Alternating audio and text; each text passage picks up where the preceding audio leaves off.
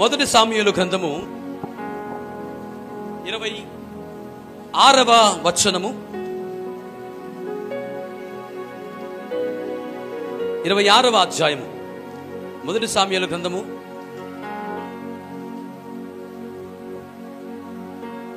26వ అధ్యాయము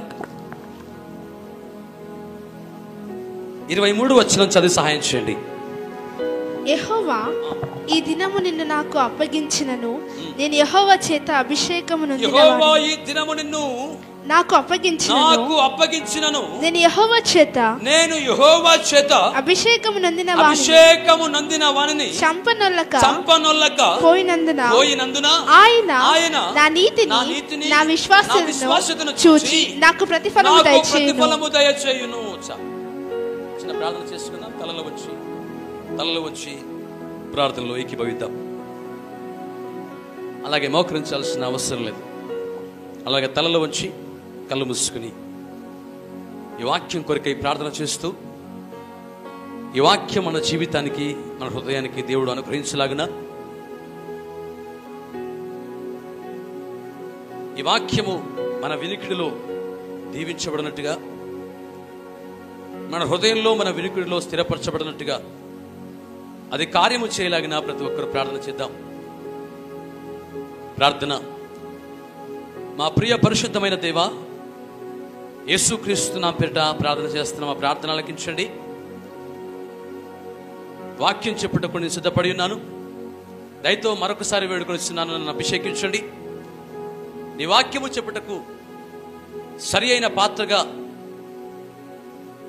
మీరు నన్ను దృష్టి ఉంచి, నా పైన దృష్టి ఉంచి, నా తల నుంచి పాదం వరకు అగ్ని వేసి, కాల్చి పుటం వేసి, పరిశుద్ధపరిచి నీ వాక్యం ప్రకటించుటకు అర్హత కలిగిన వాడిగా, యోగ్యత కలిగిన వాడిగా మరొకసారి నన్ను నిలబెట్టను ప్రార్థన చేస్తున్నాను. యేసుక్రీస్తు నామమున పేరిట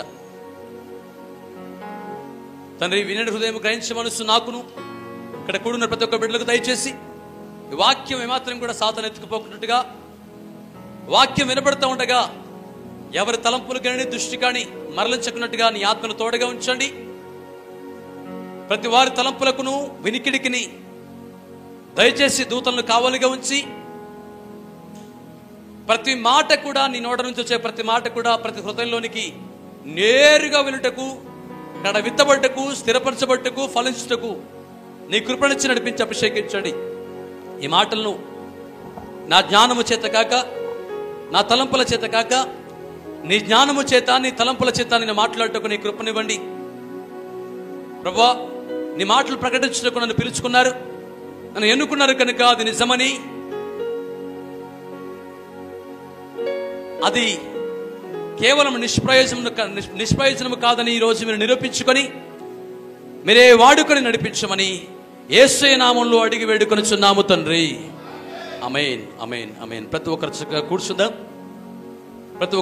కూర్చుందాం.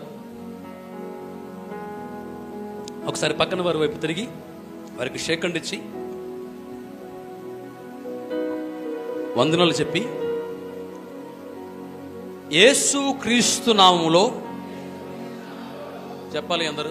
యేసుక్రీస్తు నామములో నీవును నీ ఇంటి వారును దీవించబడుదురుగాక.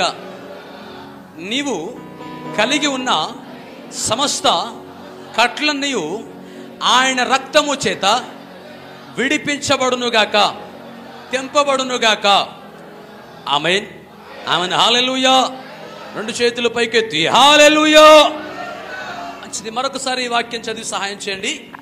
యెహోవా ఈ దినము నిన్ను నాకు అప్పగించినను, నేను యెహోవా చేత అభిషేకము నొందిన వానిని చంపనొల్లక పోయినందున ఆయన నా నీతిని నా విశ్వాసతను చూచి నాకు ప్రతిఫలము దయచేయును. మంచిది. ఇక్కడ కనబడుతున్న వాక్య మూల ముఖ్య ఉద్దేశం ఏంటంటే, సందర్భం ఏమిటంటే, అక్కడ ఇద్దరు వ్యక్తులు కనబడుతున్నారు.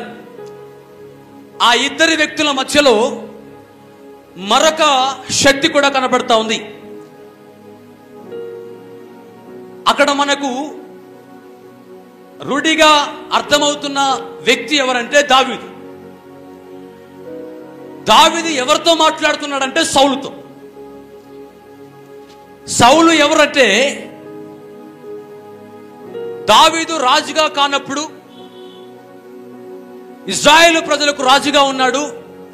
అంత మాత్రమే కాదు, దావీదుకు మామగా కూడా ఉన్నాడు, అనగా బంధువుగా ఉన్నాడు. పిల్లనిచ్చిన మామ అన్నమాట సౌలు దావీదుకి.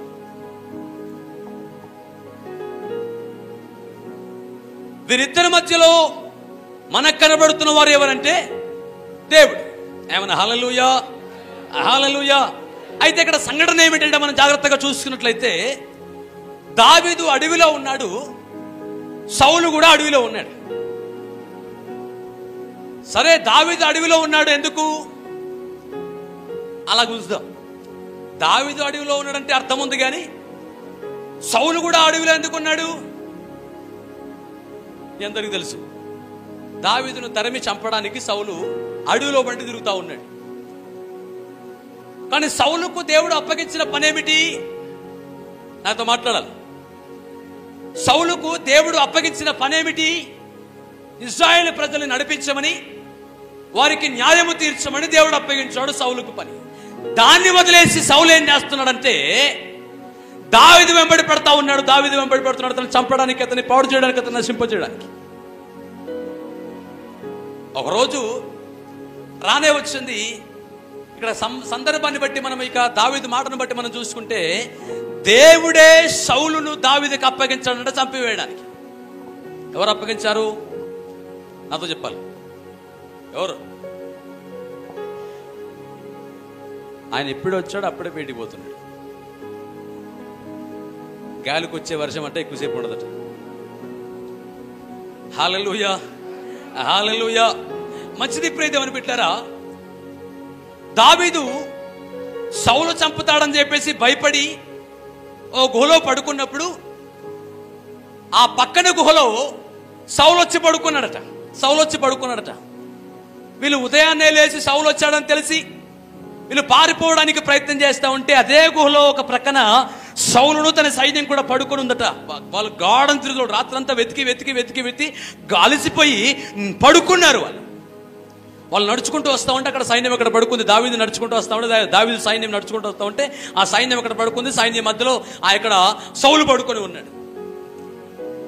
దావీదు పక్కన ఉన్న ఒక యవనస్తుడు, ఒక యుద్ధవీరుడు అన్నాడు, దావీదా, నాకొక్కసారి సెలవిస్తే ఈ ఈటతో సౌలును నేలకేసి గుచ్చేసి చంపేస్తానంటాడు. అవును, హల్లెలూయా, హల్లెలూయా. ప్రియదేవుని బిడ్డలారా, ఒకవేళ దావీదు ప్లేస్లో నేను ఉంటే అలా ఒకటి కాదురా 2 ఈటలు తీసుకోందు నేను. అవును, హల్లెలూయా. ఎందుకంటే వీడు మనకు రాత్రి పగలు నిద్ర లేకుండా వాడు హాయిగా పడుకున్నాడు. నిద్ర లేకుండా చేసేసి వాడు ఎక్కడెక్కడో తరుముతూ ఆహారం లేకుండా, వస్త్రం లేకుండా, నిద్ర లేకుండా, అసలు స్నానం అన్నపానం లేకుండా వాడు చెప్తున్నాడు. కనుక ఇది చంపే అని చెప్పేసి అందమేమో కదా. అవును, హల్లెలూయా. కానీ దావీదు అంటే ఎవరెవరే, ఇతన్ని చంపాల్సింది మనం కదా. అవును, హల్లెలూయా.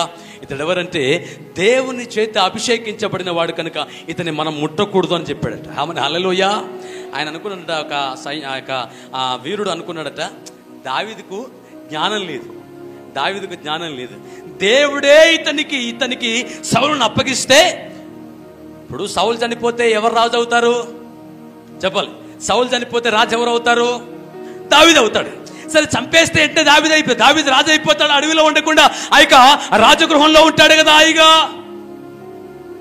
అవునగా ఆయన అనుకున్నాడట, దావీదుకి అస్సలు తెలియలేదు. దేవుని జ్ఞానమును గుర్తుపట్టే జ్ఞానము దావీదుకి లేదు. ఓ ప్రభువా, మా దావీదుకు జ్ఞానము దయచేయి ప్రభువా, నీవు అప్పగించిన సౌలును చంపలేకపోతున్నాడు.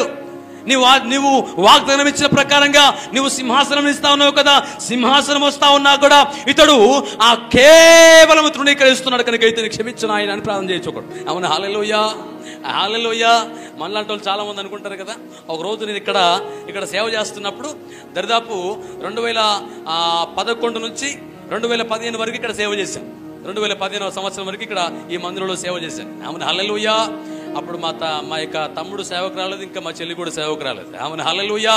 అయితే ప్రియ దేవుని బిడ్డలారా, నేను సేవ చేస్తూ ఉన్నప్పుడు అప్పుడు చాలా ఇబ్బందులు, ధన విషయంలో చాలా ఇబ్బందులు అవుతా ఉన్నప్పుడు ఆస్ట్రేలియా నుంచి ఒక ఆయన ఫోన్ చేశాడు. ఎప్పటి నుంచో ఫోన్ చేస్తా ఉన్నప్పుడు అది మా బావగాళ్ళకు అలాగే మా అక్కలకు చెప్పారు అనమాట. ఇట్లా ఫోన్ చేస్తున్నారు, డబ్బులు ఇస్తానని ఇట్లా ఫోన్ చేస్తున్నారు, ఆ సంస్థలో జాయిన్ అవుతే నెలకు 75,000 జీతం ఇస్తారట, ఓ మందిరం కట్టిస్తారట, ఒక ఇల్లు కట్టిస్తారట, ఒక కారు ఇస్తారట అని చెప్పేసి నేను చెప్పాను. మరి ఏమైందంటే నేను వద్దని చెప్పాను, నేను ప్లాన్ చేసి దేవుడు వద్దన్నాడు. వద్దనందుకు వద్దని చెప్పానంటే ఆ నోరు ఈ నోరు దాటి మన సంఘస్థుల నోరు చోళలో కూడా పడిపోయింది. అవును హల్లెలూయా. అది ఒక రోజు నేను ఉన్నప్పుడు ప్రతి వారం ఏదో ఒక టెంట్ పడతా ఉండేది. టెంట్ అంటే వేరే టెంట్ కాదు, అది శుభసూచకమైన టెంట్లు అనమాట. అంటే బర్త్డేవో లేకపోతే కృతజ్ఞత కూడికయో 7 వారాల ప్రార్థనయో లేకపోతే ఇంకేదో టెంట్లు వేసేసి భోజనాలు చేస్తూ ఉండేవారు. ఒకరోజు శుక్రవారం అనుకుంటాను, ఆ ప్రార్థన సమయము సమీపిస్తూ ఉంటే పరిచర్య జరుగుతూ ఉంది. ఆ పరిచర్యను పర్యవేక్షించడానికి నా ప్రార్థన కొద్దిసేపు సెలవిచ్చేసి బయటకు వచ్చి చూస్తూ ఉంటే ఒక సహోదరుడు అన్నాడు, అయ్యగారు మీకు ఆస్ట్రేలియా నుంచి ఫోన్ వచ్చిందంట కదా. అదే ఈయన చేయించినట్టు ఫోన్, రికమెండేషన్ మీద ఫోన్ వచ్చిందట కదా. వాళ్ళు నెలకింత డబ్బు ఇస్తానన్నట, చర్చి కడతానన్నట, ఇల్లు కట్టిస్తానన్నట, కారు ఇప్పిస్తానన్నట. ఎందుకు అట్లా చేస్తున్నావు? దేవుడే నీకు ఇస్తుంటే ఎందుకు కట్టుకుంటున్నావు అని బిషప్ అయిపోయినాడు. నవ్వు, దేవుడే నీకు ఇస్తుంటే ఎందుకు కట్టుకుంటున్నావు? అది దేవుడిచ్చాడు, దేవుడు దీవెన. ఎన్నో రోజుల నుంచి నేను ప్రార్థన చేస్తున్నాడు, దేవుడు నాకు చూపించాడు, అది దేవుడిచ్చాడు, అది తీసుకో, దేవుడే నీకు ఇచ్చాడంటే నువ్వు నోరు మూసుకోను. ఏమన్నా హల్లెలూయా. బికాస్ నీకు చెప్పిన దేవుడు నాకు చెప్పడా, నాకు కూడా చెప్తాడా? ఏమన్నా హల్లెలూయా. అయితే అలాంటి వాడు కూడా దావీదు దగ్గర ఉన్నాడు. దావీదు దగ్గర ఉన్నాడు, నా దగ్గర ఉన్నాడు అనుకుందాం. ఏమన్నా హల్లెలూయా. దావీదు అంటా ఉన్నాడు, ఒక్క ఏడుతో వేస్తే నువ్వు రాజగృహంలో ఉంటావు, అడుగులెంబడి తిరగాల్సిన అవసరం లేదు, ఈ యొక్క గుహలో పడుకోవాల్సిన అవసరం లేదు. ఈ దోమలు కొడతా ఉంటే, ఆ గాలి లేకపోతా ఉంటే, ఆహారం లేకుండా, వస్త్రం లేకుండా, స్నానం లేకుండా ఇంత ఇబ్బంది పడాల్సిన అవసరం ఉండదు కదా. మీ నాన్న చూడు ఎలా బలహీనమైపోతున్నాడు, ఆయనకు ఆహారం పెట్టలేని పరిస్థితిని. మీ అన్నలు చూడు ఎలా బలహీన, అప్పుడేమో దున్నపోతలాకుండేరు, ఇప్పుడేమో మొత్తం పీరులాగా అయిపోయినారు. వాళ్ళ వైపున చూడు, ఒక్క ఏటెత్తే రాజగృహంలో హాయిగా తినుకుంటూ పడుకుంటూ హాయిగా ఉండొచ్చు రాజా అంటే, నువ్వు నోరు మూసుకోరా, ఎక్కువ వేసేవాడు నీకేతన ఏటన్నాడట. అవును హల్లెలూయా. ఎందుకంటే దావీదు ఏ ఆత్మ కలిగి ఉన్నాడు? దేవుని ఆత్మ కలిగి ఉన్నాడు. అవును హల్లెలూయా. అందుకే ఇక్కడ మాట్లాడుతూ ఉంటాడు, ఉదయం అయిపోయిన తర్వాత ఉదయం వరకు వెయిట్ చేసి ఆ కొండపై నిలబడి ఈ యొక్క గుహ వైపు చూస్తూ ఉంటే ఆ గుహలో నుంచి మెల్లిగా వస్తూ ఉంటాడు బయటికి. అయ్యగారు కళ్ళు నలుచుకుంటూ అప్పుడే నిద్ర నుంచి లేచి అప్పుడే వస్తుంటాడు 5:30-6 గంటల ప్రాంతంలో. అప్పుడు దావీదు మాట్లాడుతూ ఉంటాడు, ఏమంటే నేను కథ చెప్పట్లేదు, వాక్యంలోకి వెళ్తున్నాను ఇక్కడ నేరుగా.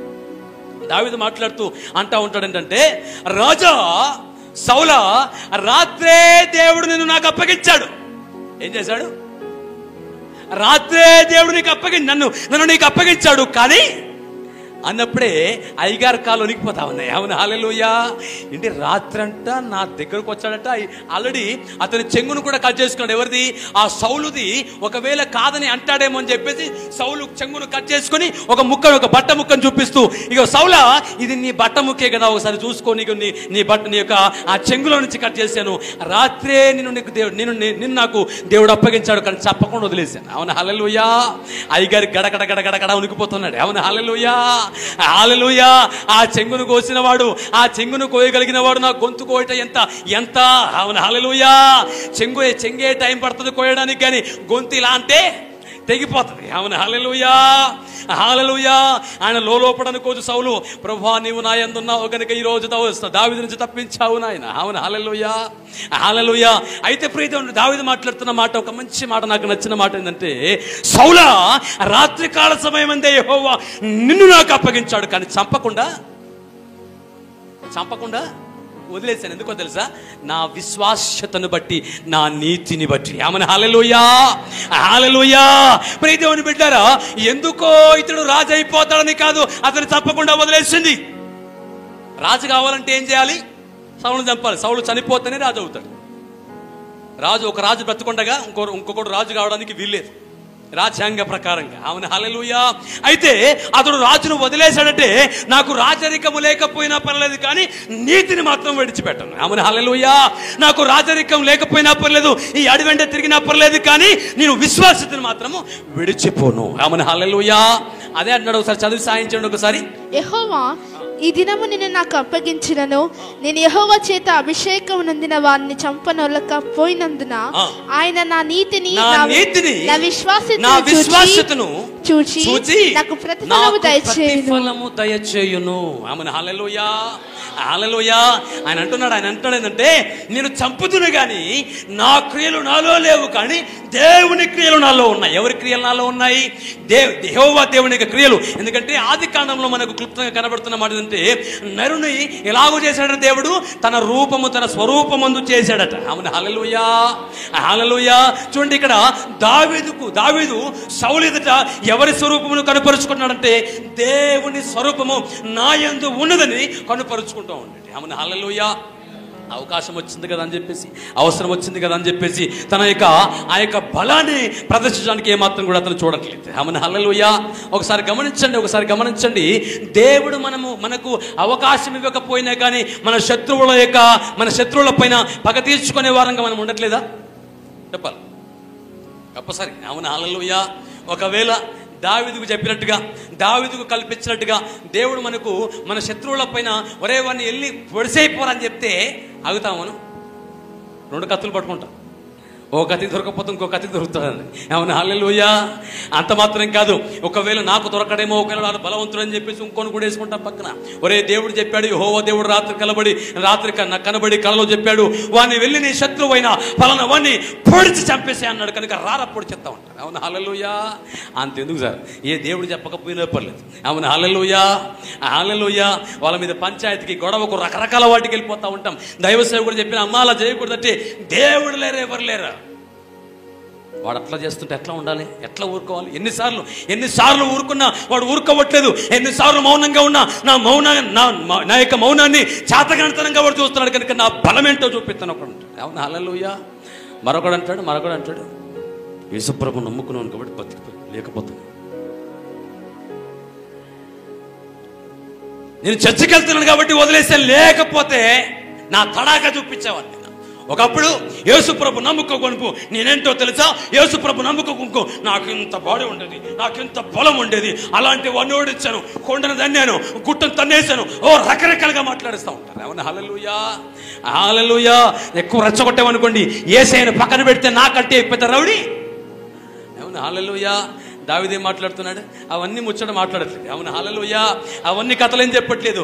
యెహోవా గుణలక్షణం నేను కలిగి ఉన్నాను అంటున్నాడు. అవును, హల్లెలూయా, హల్లెలూయా. ఒకటి మాట్లాడతాను. దేవుడు చెప్తున్న మాట ఏంటంటే దేవుడు ప్రతి వారిలో దేవుడు తన యొక్క గుణలక్షణములు అలా పెడతాడు.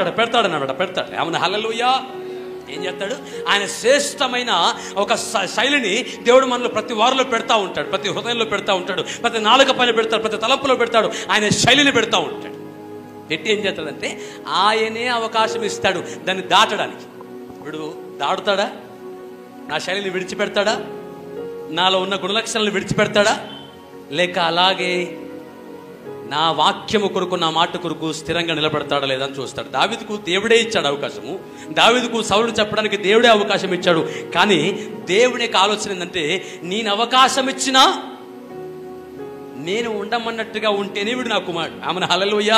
నేను అనుకుంటున్న వాక్యం చదివినప్పుడు నాకు అనిపిస్తుంది, ఒకవేళ దావీదు సౌలును చంపుంటే ఈనాటికి మనము ఆయన పేరు మర్చిపోదుమేమో, దావీదు రాజుగా కాకపోయేవాడేమో. ఆమెను, హల్లెలూయా. ఎందుకంటే ఎలాగో దేవుడు అవకాశం ఇచ్చాడు కదా అని చెప్పేసి నువ్వు ఎలా పడితే అలా ప్రవర్తిస్తే, ఎలా పడితే అలా జీవిస్తే మరి బైబిల్ ఎందుకు? మరి న్యాయ విధులు ఎందుకున్నాయి? మరి దేవుడి యొక్క మాటలు ఎందుకున్నాయి? అయితే దేవుడు ప్రతి వారిలో కూడా తన శైలిని, ప్రత్యేకమైన శైలిని దేవుడు ఉంచాడు. దాన్ని మరిచిపోకుండా దాన్ని జాగ్రత్తగా మనం కలిగి ఉండడానికి ప్రయత్నం చేస్తూ ఉండాలి. ఆమెను, హల్లెలూయా. అది ఏ పరిస్థితి అయినా పర్లేదు, అది ఏ దినమైనా పర్లేదు, ఏ గతి అయినా పర్లేదు, ఇలాంటి సిచ్యువేషన్ అయినా పర్లేదు. ఆమెను, హల్లెలూయా, హల్లెలూయా. ఆయన ఏదైతే మనలో పెట్టాడో దాన్ని కలిగి ఉండడానికి, దాన్ని మనము నెరవేర్చడానికి ప్రయత్నం చేస్తూ ఉండాలి. ఆమెను, హల్లెలూయా. హల్లెలూయా. ఏమాత్రం కూడా మనం విజయం కోల్పోయినామని చెప్పేసి ఆయన శైలిని కోల్పోకూడదు. ఆశీర్వాదం కోల్పోయినామని చెప్పేసి ఆయన శైలిని కోల్పోకూడదు. ఆరోగ్యం కోల్పోయినామని చెప్పేసి ఆయన మనలో పెట్టిన శైలిని ఏమాత్రం కూడా మనం విడిచిపెట్టకూడదు. సమాధానము కోల్పోయినామని ఆ యొక్క మనం ప్రార్థన చేసిన విజయం రావట్లేదని, ఆకాశం వైపు తేరి చూసినా ఏమాత్రం కూడా మనకు ఆ జవాబు రావట్లేదని ఆయన మనలో పెట్టిన శైలిని ఏమాత్రం కూడా మనం విడిచిపెట్టు వారిగా ఉండకూడదు. ఆమె హల్లెలూయా, హల్లెలూయా. నేను మాట్లాడతాను, ఒకవేళ నీకు ఆశీర్వాదం రాకపోతే, ఒకవేళ నీకు దీవెన రాకపోతే, ఒకవేళ నీకు సమాధానం రాకపోతే, నువ్వు మోకరించి నువ్వు ఏమై ఉన్నావో ఒకసారి నువ్వు పరీక్షించుకోవాలి. ఆమె హల్లెలూయా. అందరండి సమస్య వచ్చినప్పుడు వారు ఏమై ఉన్నారో మర్చిపోయి దాని గురించి ఆలోచించకుండా ఓ అరుస్తూ ఉంటారు. దేవా దిగిరా, దేవా ఆశీర్వదించు, యేసు నామములో నా అప్పులు గద్దిస్తున్నాను, యేసు నామములో నా సమస్యలు ఈ బందీలు గద్దెలు కుదరాయి. అవును హల్లెలూయా. నీవు ఏమై ఉన్నావో రేయ్, నువ్వు ఏమై ఉన్నావో గుర్తించి నీలో ఆయన పెట్టిన ఆ లక్షణాలు, ఆ శైలి ఉందా కోల్పోయావా నువ్వు గమనించగలగాలి. ఏమన్నా హల్లెలూయా. దేని బట్టి పరిస్థితులను బట్టి, దేని బట్టి ఆ యొక్క స్థితిని బట్టి, దేని బట్టి నీ శత్రువు యొక్క మాటలను బట్టి, వాడు వేస్తున్న అంపులను బట్టి, వాడు విసురుతున్న బాణలను బట్టి, ఒకవేళ ఆయన క్రియలను, ఆయన యొక్క లక్షణమును కోల్పోయినావేమో జాగ్రత్తగా గమనించాలి. ఏమన్నా హల్లెలూయా. నేను చెప్పే ప్రాముఖ్యమైన మాట ఏంటంటే, దేవుడు మనలో ఉంచిన ఆయన లక్షణములను కోల్పోకుండా జాగ్రత్తగా చూసుకోవాలి అనే మాటను మీకు వివరిస్తాం. ఏమన్నా హల్లెలూయా. ఎందుకంటే చాలామంది కూడా ఈ రోజుల్లో క్రైస్తవులుగా పిలువబడుతూ కూడా, మందిరానికి వెళ్తూ కూడా ఆయన లక్షణాలను కోల్పోయి క్రైస్తవులుగా చలనమని అవుతున్న వారు చాలామంది ఉన్నారు. అంతెందుకు, ఇక్కడ నిలబడి ఇక్కడ కూర్చున్న ప్రతి ఒక్కరిని లేపి అడిగితే ఒక్కడి కూడా ఆయన లక్షణాలు కలిగి ఉండేవాడు ఒక్కడు కూడా ఉండడేమో అనుకుంటున్నాను. ఉంటే దేవునికి మహిమ కలుగును గాక. మొదటిగా క్రీస్తులోనికి వచ్చినప్పుడు, మొదటిసారి క్రీస్తులోనికి వచ్చినప్పుడు వాడు ఎలాగుండేవాడు, ఇప్పుడు ఎలాగున్నాడు? మొదటిసారిగా క్రీస్తుని వెంబడించడం మొదలు పెట్టినప్పుడు వాని మాట ఎలాగుండేది, వాని క్రియ ఎలాగుండేది, వాని యొక్క నడత ఎలాగుండేది, వాని చూపు ఎలాగుండేది, ఇప్పుడు ఎలాగున్నాడు వాడు? ఇప్పుడు దావీదు అడవిలో సౌలును చంపేసి ఇప్పుడు చేస్తే ఎవడా దావీదుని అడగరు. మళ్ళా తాపిగా ఇజ్రాయెల్ దేశానికి వచ్చేసి, అమ్మా దర్శనం చూడకూడదు, నేను ఇన్నే కనపడుతున్నాను, నేను గూడూరులో లేను, గూడూరులో ఉంటే కళ్ళు మూసుకున్నా నాడ చూడొచ్చు, నేను ఇనే ఉన్నాను, నన్ను చూడండి.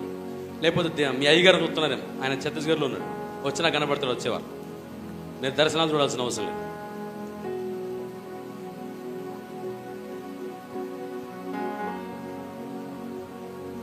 దావీదు అక్కడ చంపేసి వస్తే, తాపిగా ఇజ్రాయెల్ దేశానికి వస్తే సౌలు ఎక్కడని దావీదుని అడిగేవారు ఎవరు లేరు. అయినా దావీదు ఏం చేశాడంటే, జనులు చూసినా చూడకపోయినా దేవుడు చూస్తున్నాడు అని చెప్పేసి అక్కడ యేసుక్రీస్తు తనలో ఉంచిన క్రియలను ఆయన కనుపరిచాడు. శత్రువు ఎదుటైనా పర్లేదు, శత్రువుకైనా పర్లేదు, తన క్రియలను కనుపరిచాడు. ఆమె హల్లెలూయా, హల్లెలూయా. మనలో చాలా మంది ఏం చేస్తారంటే, ఒక నలుగురు కూర్చొని కోటర్ తాగుతూ ఉంటే వీని బతిమిలాడితే వీడు పోయి వారి సందులో కూర్చొని థమ్సప్ తాగుతాడు. ఏం తాగుతాడు? పరిశుద్ధమైన పాపం అన్నమాట. వీడు కోటర్ తాగడు, వీడు వైన్ తాగడు, కానీ ఆ 10 మందిలో కూర్చొని, ఆ నలుగురిలో కూర్చొని థమ్సప్ తాగుతూ ఉంటాడు. మరి బైబిల్లో ఉంది కదా, పాపులతో కూర్చోకూడదని, పాపులతో నిలబడకూడదని, పాపులతో నడవకూడదని బైబిల్లో ఉంది కదా. ఏమన్నా హల్లెలూయా. కానీ దావీదు ఏమంటున్నాడంటే, నా నీతిని బట్టి, నా విశ్వాస్యతను బట్టి యెహోవా నాకు, ఏమన్నా హల్లెలూయా, హల్లెలూయా. ప్రియదేవుని బిడ్డలారా, మనము ఏ చోట ఏ ప్రదేశంలో ఉన్నా, మనము చాటుగా ఉన్నా లేక మందిరములో ఉన్నా, మనం పరిశుద్ధుల మధ్యలో ఉన్నా లేక పాపుల మధ్యలో ఉన్నా, దయచేసి మీరు చాలా పండితులు, బైబిల్ పండితులు బాగా చదువుతారట, ఇప్పుడు చదవకుండా ఇంటికి వెళ్ళి చదువుకుంటారు.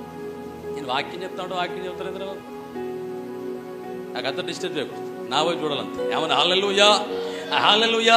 ప్రియ దేవుని బిడ్డలారా, మనం ఎలాగున్నా, ఎలాంటి పరిస్థితిలో ఉన్నా, మనము దేవుడు మన కొరకు మనలో ఉంచిన ఆ క్రియలను, ఆ లక్షణాలను మనం కనుపరచువారిగా, వెంబడించువారిగా ఉండాలి, కానీ వాటిని విడిచిపెట్టువారిగా ఉండకూడదు. అవును హల్లెలూయా. ఏ పరిస్థితిని బట్టో, మనుషుల్ని బట్టో, వాటిని బట్టో, వీటిని బట్టో, వాటిని విడిచి మరచి ప్రవర్తించేవారిగా మనం ఏమాత్రం కూడా ఉండదు. అవును హల్లెలూయా. అది ఎలాంటి పరిస్థితి అయినా, అది మరణ పరిస్థితి అయినా, అది ఓటమి, అది చావో రేవో పరిస్థితి వచ్చినా వాటిని మాత్రం విడిచిపెట్టువారిగా ఉండమనుకోండి. Amen hallelujah. అంటే నేను చెప్తాను, మరణం వరకు ఆయన క్రియలను వెంబడించు వారిగా ఉండాలి. అదే మాట్లాడుతున్నాడు, నా నీతిని బట్టి నా విశ్వాసతని బట్టి ఆయన నాకు ప్రతిఫలము ఇచ్చును. Amen hallelujah. మనం దీవించబడాలంటే, మనం ఆశీర్వదించబడాలంటే, మన యొక్క పనిలో మనం లాభపడాలంటే మనం ఏం కలిగి ఉండాలట?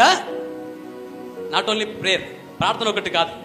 నా వైపు చూడాలి. నువ్వు దీవించబడాలంటే, నువ్వు ఆశీర్వదించబడాలంటే ఓన్లీ కేవలం ప్రార్థన చేస్తే సరిపోతుంది.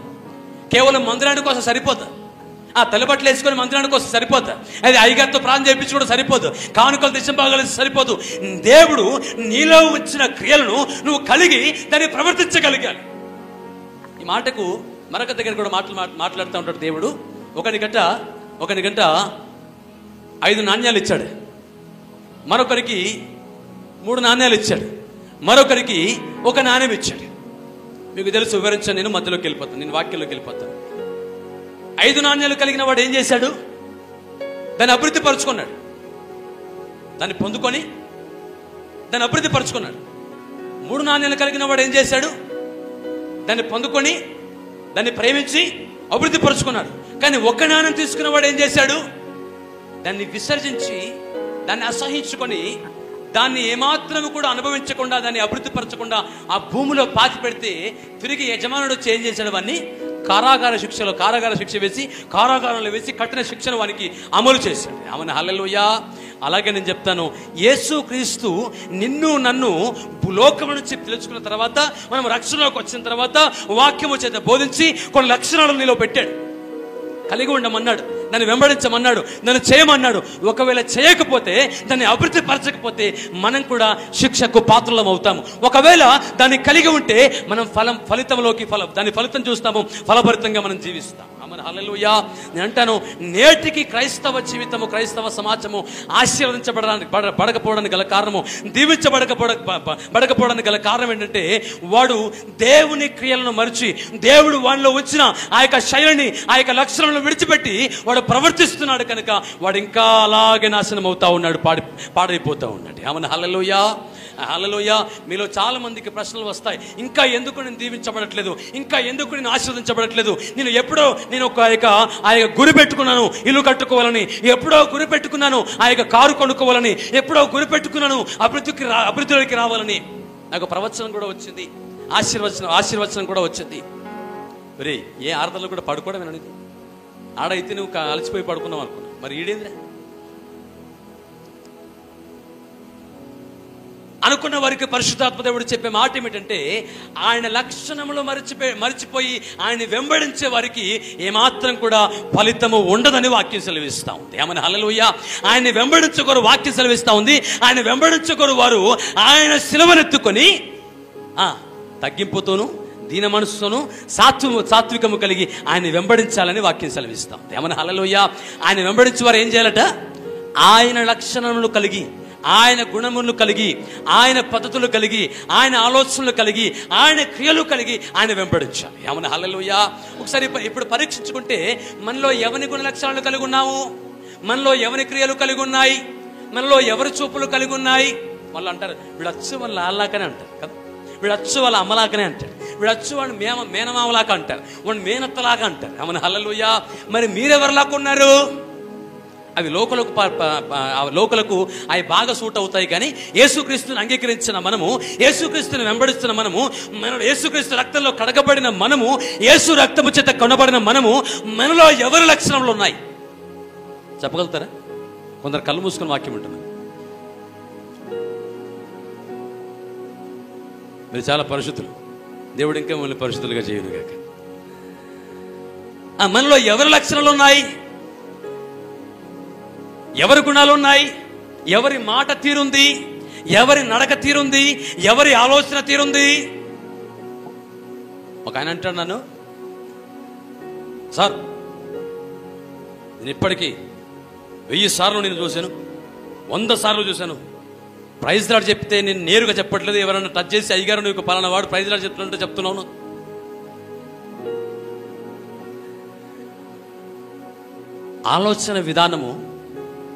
ఆలోచన విధానము క్రీస్తులోకి వచ్చిన తర్వాత మారాలి కదా. కొందరు ఏదైనా మాట వస్తే లోతుగా ఆలోచిస్తారు. ఎందుకన్నారు, ఏ పరిస్థితిని బట్టి అన్నారు, దీనికోసం అన్నారు, ఇది కావాలని అన్నారా, అసలు నన్నే అన్నారా లేదని ఆలోచన చేస్తూ ఉంటారు. కానీ క్రీస్తుని అంగీకరించిన వారు, క్రీస్తుని వెంబడించేవారు అవన్నీ పట్టించుకోరు. చెప్తా అనుకుంటారు. నేను చెప్పండి, మనలో చాలా మంది కూడా మాటి మాటికి అవునా కదా, ప్రతి మాటకి, ప్రతి పరిస్థితికి, పెళ్ళికి రాకపోతే సమస్య, ఎంగేజ్మెంట్కి రాకపోతే సమస్య, ప్రార్థనకు రాకపోతే సమస్య, మన ఇంటికి వందనాలు. ఒకవేళ వారు ఏదో పరిస్థితిని బట్టి వాడు చెప్పకపోతే కావాలనే ప్రైజ్ లాడు చెప్పలేదు. నేను సెకండ్ నుంచి ప్రైజ్ లాడు సంతోషంగా చెప్తా, మొహం అక్కడ పెట్టుకున్నాను. అరే ఎందుకు పెట్టుకున్నారని నీకిట తెలుస్తుందిరా బాబా? వానికి హృదయంలో ఏమైనా సెన్సార్ పెట్టినావా?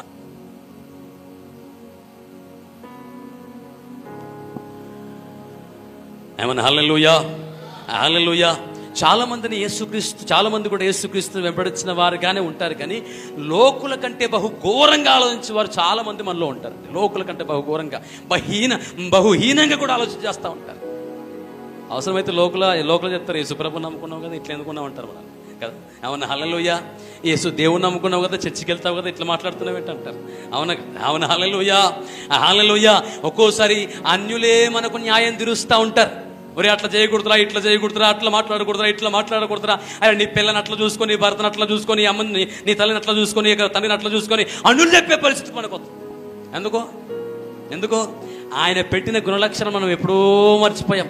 ఆయన లక్షణాలు ఎప్పుడో మర్చిపోయాం. కానీ మనకున్న ఇంకో లక్షణం ఏంటంటే ఆశీర్వాదం కావాలి, దీవెన కావాలి, మేలు కావాలి. ఇవన్నీ ఆ యొక్క విడిచిపెడతాము. దేవుని లక్షణాలు విడిచిపెడతాము, దేవుని గుణాలు విడిచిపెడతాము, దేవుని ఆ యొక్క తీరును విడిచిపెట్టి మన సొంత తీరును, లోక తీరును మనం అవలంబించుకొని మనం అనుకుంటాం ఏంటంటే దీవెన రావాలి. నో.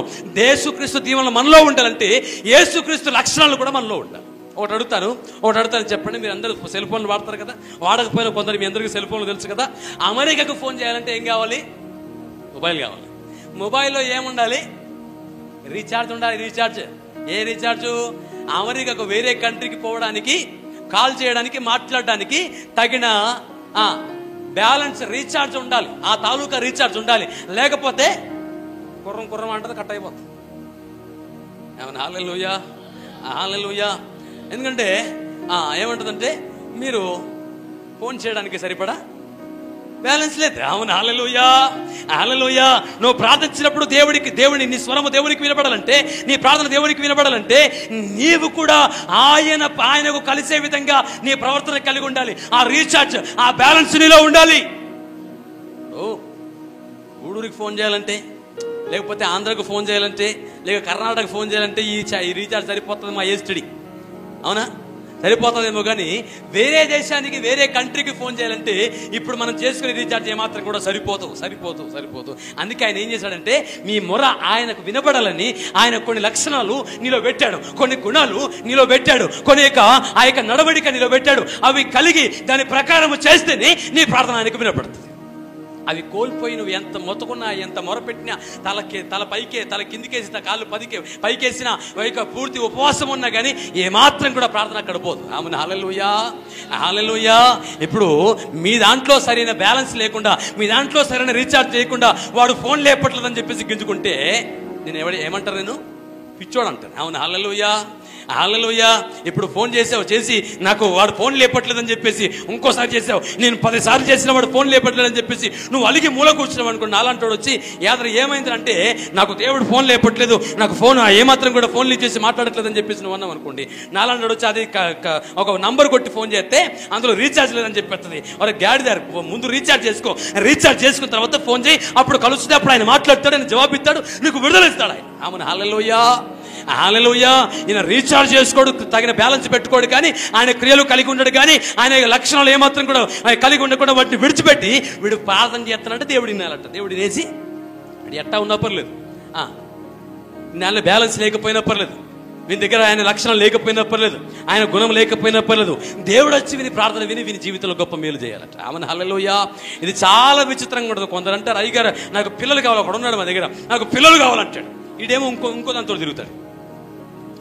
నేను చెప్పాను, నాకు దేవుడు చూపించాడు.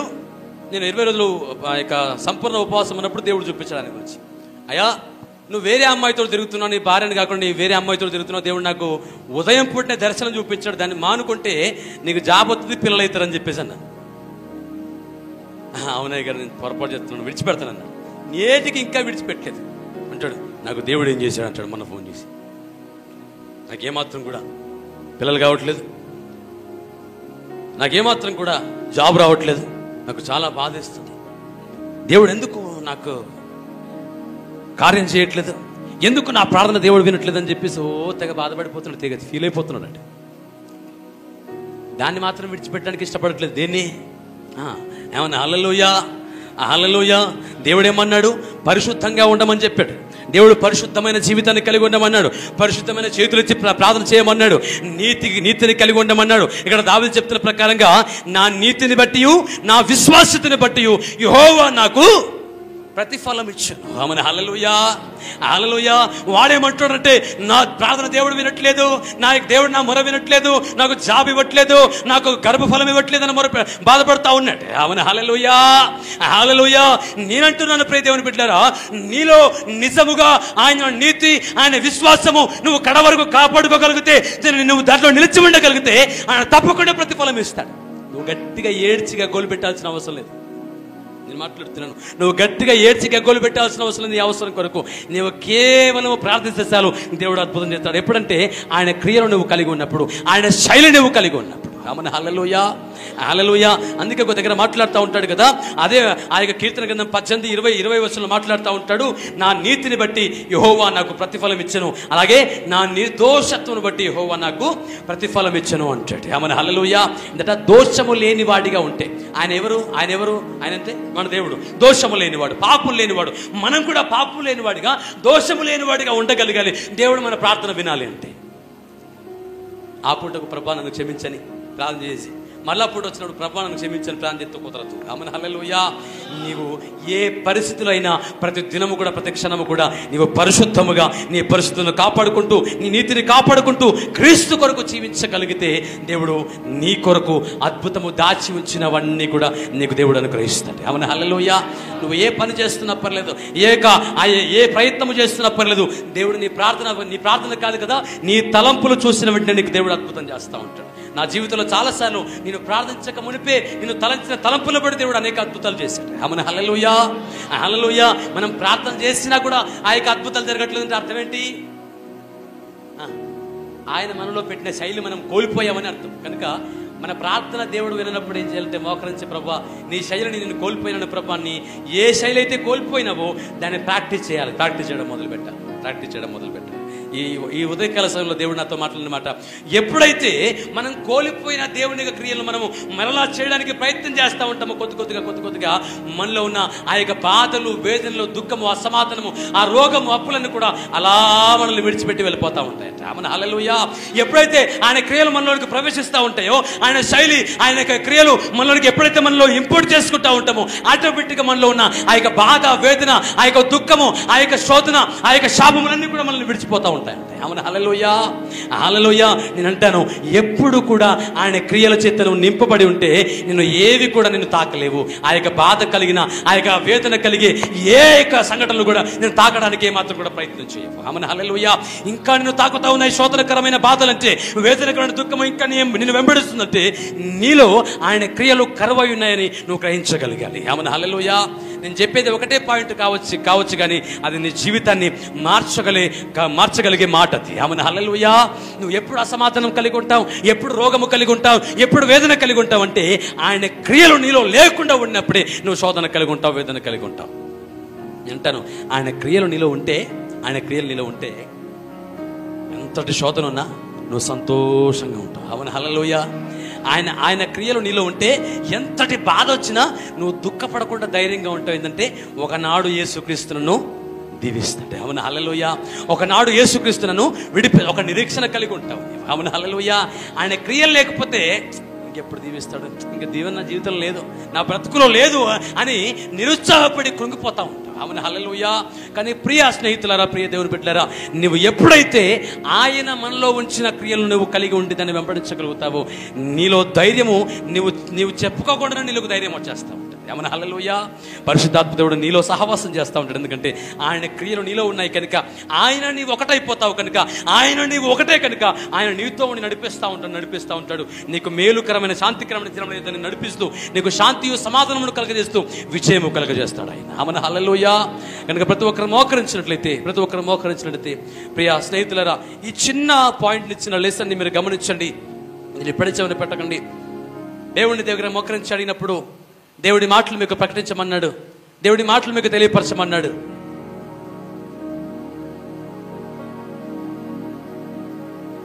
దావీదు అంటున్నాడు, నా నీతిని బట్టియు నా విశ్వాస్యతను బట్టియు ఆయన నాకు ప్రతిఫలం ఇచ్చును అంటున్నాడు.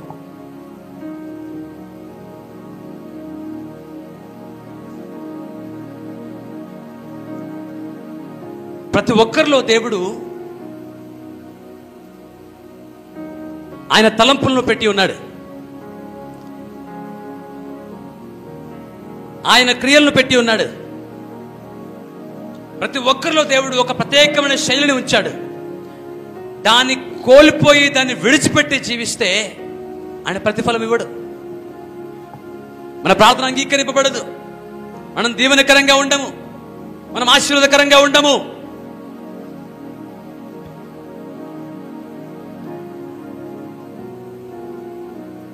దేవుని వాక్యం సెలవిస్తూ ఉంది.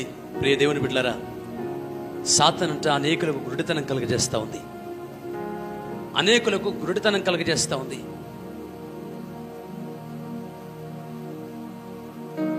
దేవుని మాటను లక్ష్య పెట్టకుండా, దేవుని మాటను వెంబడించకుండా, దేవుని క్రియలను విడిచిపెట్టడానికి, దేవుని క్రియలను విడిచి తిరగడానికి అనేకుల్ని ప్రేరేపిస్తూ ఉంది సాతాను. వారికి తెలియకుండానే పాపం ఆలోచనలు చేస్తూ ఉంటారు, తెలియకుండానే పాపాన్ని వెంబడిస్తూ ఉంటారు. సాతాను తెలివి చేత దేవుని క్రియలను మీలో నుంచి దూరం చేసి దేవునికి దూరంగా తీసుకెళ్తా ఉంది నాశన కోపం ఎదుటకు. మనలో చాలా మంది దాన్ని గ్రహించలేక, చాలా మంది దాన్ని గుర్తించక అలా జీవించేస్తున్నారు. అసలు నేను క్రీస్తులో ఏమై ఉన్నాను అనేది మర్చిపోతున్నాను. నేను క్రీస్తు దానను కదా, నేను క్రీస్తు వాడను కదా, నేను క్రీస్తు వలె జీవించాలి కదా, నేను క్రీస్తు వలె ఆలోచన చేయాలి కదా, క్రీస్తు వలె ప్రవర్తించాలి కదా, క్రీస్తు వలె నేను ఆయన వెంబడించాలి కదా అని ఆలోచన మర్చిపోయి విడిచిపెట్టి తనకు నచ్చినట్టుగా, లోకం మెచ్చినట్టుగా జీవించడానికి అనేకులు కూడా ప్రయత్నం చేస్తూ ఉన్నారు. తద్వారా వచ్చిన బాధలు, దుఃఖము చేత మరలా దేవుని దగ్గరికి వస్తూ ఉన్నారు. ఇది చూసి దేవుడు మాట్లాడుతున్నాడు, నేను నిన్ను క్షమిస్తాను, కానీ నీవు నా క్రియలు కలిగి ఉండు అంటున్నాడు. నా ఆజ్ఞల మార్గమును, వాటి సారమును నువ్వు కలిగి ఉండమంటున్నాడు. ప్రియ దేవుని బిడ్డలారా, నువ్వు ఆయన ఆజ్ఞల మార్గమును విడిచిపెట్టి తిరుగుతున్నావేమో, నడుస్తున్నావేమో.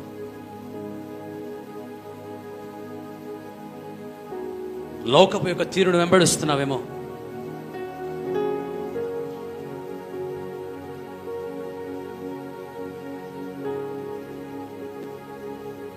మేము మరలా యేసు వైపు చూడు. పరిస్థితులు డిమాండ్ చేస్తున్నాయని నీతిని విడిచి ప్రవర్తిస్తున్నావేమో.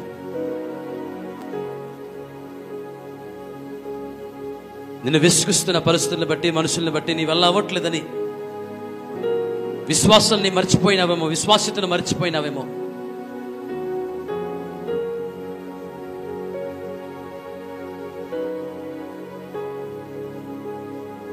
ఆకాశం వైపు కళ్ళెత్తి చూచిన ఇలాంటి లాభము లేదని, ఆయన క్రియలను నువ్వు విడిచిపెట్టావేమో. నీ ప్రార్థనకు జవాబు రానప్పుడు, సమాధానం కోల్పోయినప్పుడు, ఆరోగ్యము కోల్పోయినప్పుడు నీతిని విడిచిపెట్టావేమో. నువ్వు విజయం పొందినప్పుడు, ఆశీర్వాదము లేనప్పుడు, ఆయన ఆజ్ఞల మార్గమును విడిచి తిరుగుతున్నావేమో. దేవుడు మాట్లాడుతున్నాడు, నీవు మరలా మోకరించి నిన్ను నీవు పరీక్షించుకొని ఆయన ఆజ్ఞల మార్గమును వెతుకుచు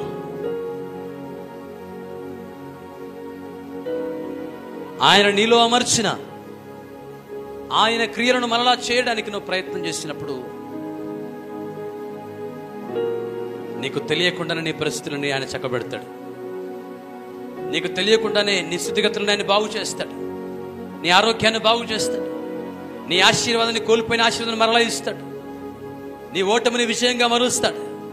అసమాధానాన్ని సమాధానంగా మారుస్తాడు. నీ ప్రార్థన నోట రాకమునిపై నీ ప్రార్థనకు దేవుడు విజయం ఇస్తాడు, జవాబిస్తాడు.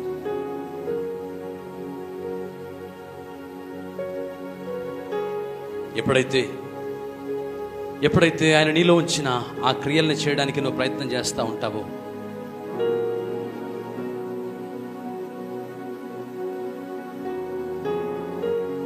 నీలోనికి వాటిని ఆహ్వానిస్తూ వాటి ప్రకారం చేయడానికి ప్రయత్నం చేస్తూ ఉంటావో, నీలో ఉన్న సమస్తమైనవి, నిన్ను వేధిస్తున్న సందర్భాలు, నిన్ను దుఃఖపెడుతున్న సందర్భాలు,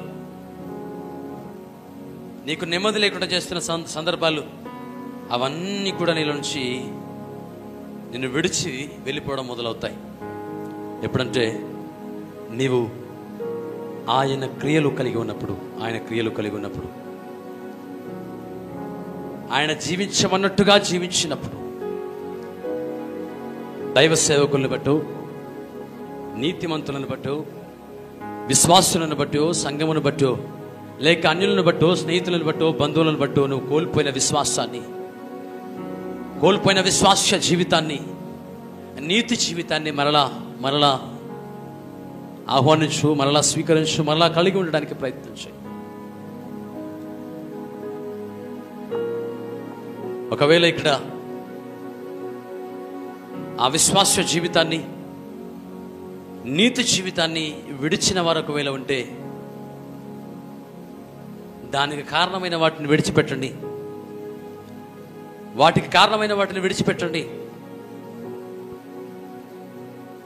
మరలా యేసుక్రీస్తు క్రియలను చేయడానికి మీరు ప్రయత్నం చేయండి. ఆయన సహాయం చేస్తాడు. ఆయన మీకు విడుదలను ఇస్తాడు, మీకు నెమ్మదిని ఇస్తాడు, మిమ్మల్ని హెచ్చిస్తాడు. ఆయన మాట ఇచ్చి తప్పువాడు కాదు. మాట ఇచ్చి నెరవేర్చక ఊరకుండువాడు కాదు. ఆయన మాట ఇచ్చి తప్పక నెరవేర్చువాడు. ఆయన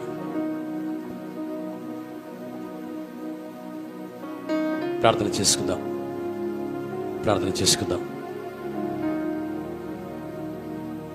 ఇటు విషయమైన ప్రార్థన